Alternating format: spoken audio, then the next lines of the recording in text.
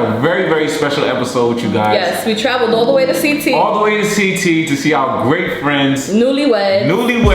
Kev and Jamie DeLangelo. Yes. Introduce yourself. Alright, he's giving out the whole name. I'm Jamie. I'm married to this man right here. Hey, what's up, y'all? My name is Kev. We're excited to be on the show. Yeah, so today we're going to be talking about longevity in a relationship and interracial relationships. Yes, so definitely stay tuned. And make sure to like, comment, share. Like, comment, and share. Subscribe. We're going to start off with longevity in a relationship.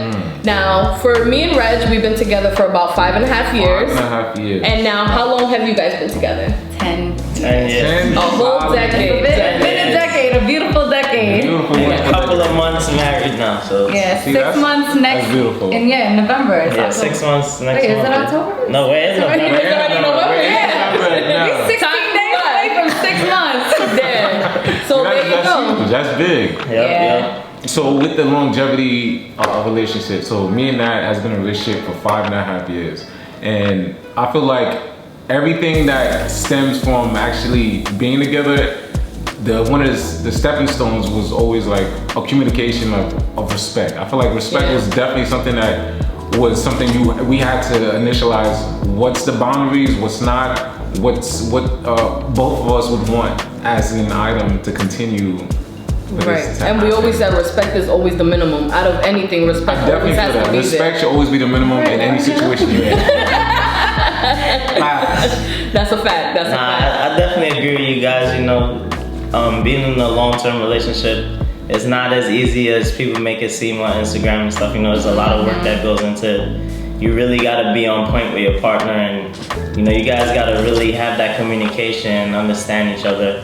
When you're upset, you know how to deal with certain situations. And communicate. Yeah. So what? Let's talk about the boundaries. Since you said you gotta establish boundaries from the beginning. Definitely. Right. Is there a hard line that you guys don't cross? Yes, I feel like one of the hard lines would be like if we're in like a family setting and one of us does something to upset the other, we wouldn't do it publicly in front of family. I feel like things should always be discreet. It should be handled afterwards. Privately. Yeah, everything should be private. That's how we always approach things. Like if I was upset about something, I wouldn't just visibly show like I'm so upset about it in front of other family members, friends. I'll probably after like, yo, why did you do it this way? But why did, it kind of made me feel away. But I feel like if you expose that to other family members, they'll probably, poke at the cracks. Like maybe something's not right there. And I don't like really too much people in my business. I'm more of like a introvert, private person with my relationships. I really want people to be like all into it. So things like that, I feel like is always like unnecessary, at least in our relationship, to have things, open communication within and not let others see exactly what's going on. Because that also invites people to start being in your ear, telling you things and messing with things in your mind, how to run your relationship. And you don't always really need the opinion of another person. At the end of the day, it's the both of you. You two are in the relationship, so you two have to figure it out, work it out, communicate. At the end of the day, and from the very jump of the relationship, you should set your boundaries from the beginning. Because if you don't set your boundaries from the beginning, they're gonna start doing things that you don't like, and if you don't start letting them know and communicate it that you don't like it, and you keep allowing it to happen, you can't really expect people to just change at the drop of a hat. That's why you have to set those boundaries a long time ago. You have to claim your respect, and that's what was very key for us in the beginning, to understand what this person respects and what to no and what to go. Right. Always being honest. For us, we started dating when we were 18, 19. So we were babies. We were immature. We were at that stage where things got blasted on social media. Yeah, for sure. Yeah, like stupid petty arguments. We were at that stage where we invited people into our relationship without realizing the detriment we were doing to our union. I don't know about we, but I'll take the blame. Yeah, I was immature. I'm kind of like how Reg said. Yeah, Kev's very private. I like to keep things private, especially with my significant other, because I've learned that people are ready to be vultures and jump on your relationship. Oh yeah, that's a fact. You know what I mean? Sometimes people don't want to see you happy. So if you and your significant other could work that stuff out without having any other people involved, you know, that's definitely the way to go. But sometimes you do need help, right? You need advice from other people. Yeah. But always be careful who you get that advice from. And you should never get advice from single people. I'll always say that. Never. Because they're always gonna be the first ones to say, oh, you need to leave him, this and that and the third. They're always gonna say that. So don't ask your single friends for advice if you're especially if you're in a long-term relationship. Don't go to a single person because they're not gonna give you good advice. You need to go someone who's also kind of at the same level of your relationship. You know what I mean? That's understandable. Or at least have been through a long-term those type of things, yeah. Like if you asking your friends that are out here like plotting and bopping, probably the wrong person to ask for advice. And chances are, like when we ask for advice, we're not looking to hear, oh, leave him. Yeah. We really want a solution. Even if we say, oh, I think I want to leave him. Usually we don't want to. We're just mad in the moment. So we don't want somebody else to feed off of that and try to push you to break up with the person because you know that's not what you want. You just mad at that moment. You need real solid advice of how you need to approach that situation with your significant other. Yeah. Now back to what Kev was saying earlier. Was it in the beginning for you, since you guys were young dating, and that was an initial issue at first with using social media, how big of it was in your relationship that happened, that it was almost like an icebreaker almost? I don't think it got to the point where we blasted so much information. Like it was never like I like fuck Kev or I would tag him and shit, or it was like more subliminal posts like like posting stupid quotes or lyrics to a song, stuff like that. And like you know it's like real female stuff. That's like real female stuff. That's what females do though. Because we always hope that you kind of let's not get into it because Kev has done that too. Okay. I mean, Rich has done it too. But I'm pretty sure the men usually the percentage of time that they do it is very little when they do it, and it's very far in between when they do it. When us females do it, we do it way more frequently. Yeah, but we definitely had to learn the hard way, knowing that you know, choosing certain people to share your relationship with was damaging, because you would think that you could trust a person and confide in them, and the next thing you know, you're hearing things about your relationship that you didn't even know was happening. And it's like, what's going on here? So I think that for us was the turning point on, all right, how can we solidify this bond a little bit more? And for the people that they feel like they're in a relationship and they can't commit to that person, you need to let your partner know that. Because you can't have your partner think that you're committed and you're really not, because that's just gonna cause problems for you guys at the end of the day. That's the whole point of being honest with your significant other. That goes into it too. If you generally feel like you can't be committed, you gotta let them know that. But here's the thing about relationships. A lot of people these days, especially at our age, and even when we were younger, at least for me, I didn't jump into my relationship with Kev thinking this was gonna be a 5-month relationship. I jumped into it thinking that this was gonna have longevity and be something successful. Yeah. So it was a whole mindset for you. Yeah, it was like, okay. This is the person I want to be. Because I mean, when you go into a relationship, you know, you're gonna be having sex and that type of thing. You want to make sure that you're giving yourself to that person that you want to be with. You know, you don't just be.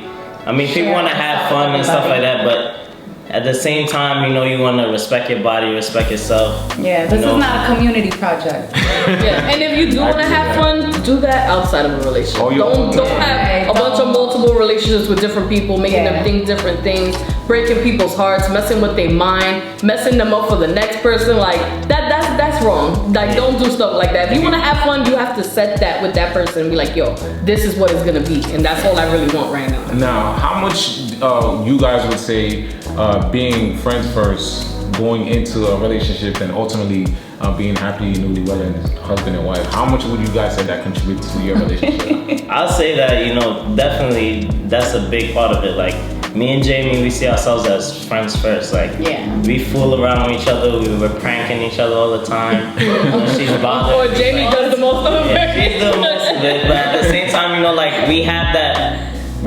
friendship where, you know, we can do anything in front of each other and no one cares. Like, you know, if I pass gas or something, I'm not, you know, like, we're very comfortable with each other to the point where, like, we have no secrets.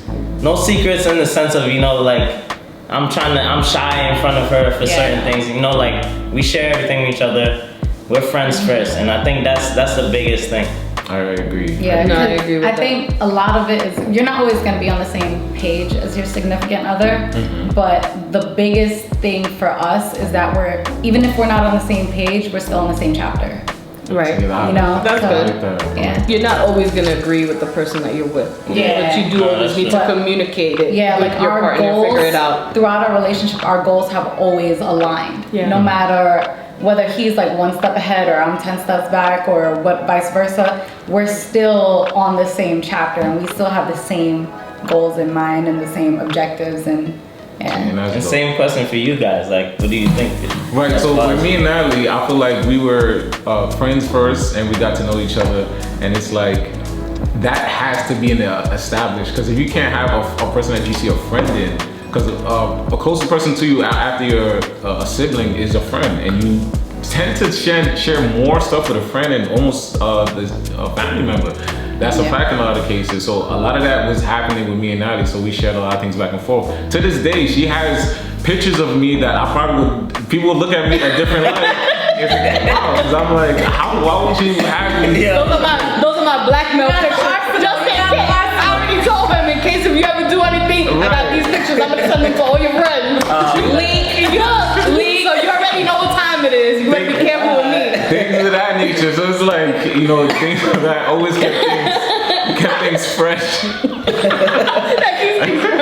Kept things fresh and like, okay, I know you got them, so I'm not even gonna continue. The thing that I like though is that we could be somewhat different from each other, but we have so many qualities that are almost the same. It's almost like sometimes looking in a mirror when I look at Reg, as far as like our qualities. It's crazy. No, it really is. Like, we're really the same person. We could tell each other all day, oh, I hate this about you, I hate this about you. But we have the exact same qualities in ourselves. So it's really you talking to yourself. We're talking about ourselves. Yeah, it's crazy. The very same mindset of how we like things, certain things in life or things we want to accomplish is always like very similar. So we always like on the same page in that level. So there was always a common ground where we always shared that. It's always like close knit. Like I never had someone that had such close to the same mindset I had, I would say, that I shared with, and it was like that. But I found it in Ali, and I feel like that was something special that I had. And then we have a lot of trust and honesty. I don't feel like I need to ever really lie to Reg. Like, I don't find the purpose to lie to Reg about something. I just don't see what would be the reason for me to do that. Like, and I appreciate that. Very much. Can we get a toast to that? Can we get a toast to that? To honesty. Yeah, let's go. Jack Daniels, as you can see, right here. There's not Jack Daniels in that cup though. He drinking juice. Don't be fooled. Alright, so I mean, we're talking about the longevity thing. Other topic you said earlier too was interracial relationship. So I'm Dominican and he's Haitian. And I'm Filipino. And I'm Trinidadian. Yeah, so we're very much in interracial relationships. Yeah. So what do you guys think are some things that you've noticed, but not necessarily issues, but like what do you notice? Things that you pick up on from maybe other people when you're in an interracial relationship. Because a lot of people have a lot of things to say though when you're in an interracial relationship. You don't think so? Yeah, but I mean, at the same time, for me, like people can say what they want. Like you're not living my life. Like no, of course. I need to be happy for me. Yeah. At the end of the day, she makes me happy. We've been together this long. Like I don't care. People say that black men that date outside of their race are a sellout. Yeah, sellout or whatever. Like that shit doesn't bother me. Like crazy. I was in relationships with black women also before I met Jamie. If I like you, I like you. It doesn't matter what you look like. So to me, it's all about the person and who you connect with at the end of the day. And here's another, not stigma, another thing that people think. They think that dating outside of your race for some reason is a prize. Like I remember one time when Kev and I, and it's not true, because I'll be the first to tell somebody like, black, white, Asian, whatever I am, I'm fucking crazy. Like it doesn't, you know what I mean? Like regardless of the fact you're crazy does not discriminate. Right, that's a fact. So I remember one time Kev and I were on the train, and that's where we got most of the looks. Like we've gotten a lot of looks or like a lot of comments, not necessarily. And I'll say it's good and bad. Yeah, it's not always negative. Like there was this one guy, Kev and I were like leaning up on the train doors, and this guy's looking at Kev like, yeah. And I'm just like, Kev's like, Gave him the head nod, and that was that. And again, it's not always a negative. It's not always a negative thing, but every once in a while you do get kind of like a negative stare.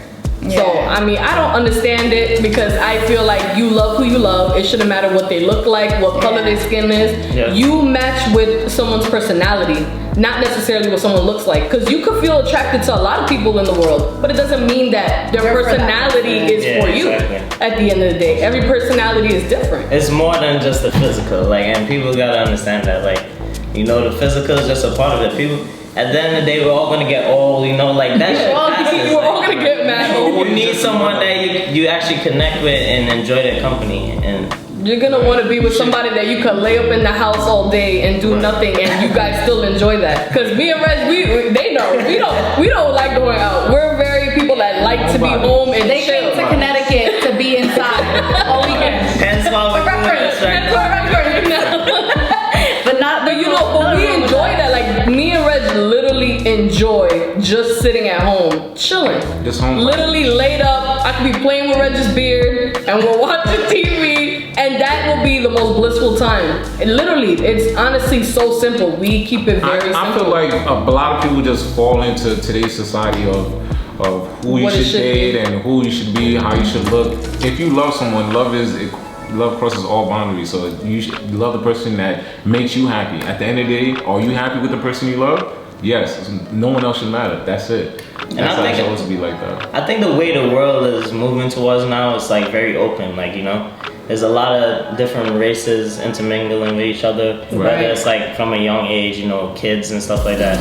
It's just the world is becoming a more broad place with the internet. You know, like it's not very segregated. And we're in the age of people being woke too, right? Woke and diverse, so you see that all around. But you know what? Like I grew up in Brooklyn, in Canarsie, so I grew up in a very predominantly black neighborhood, Caribbean neighborhood. Right. So for me, I never saw myself as different because my friends always treated me like I was just a person, a kid. And that's great friends. Like we would just be chilling on the stoop, and as odd as this sounds, I would be the one sitting on the stoop braiding my friend's hair.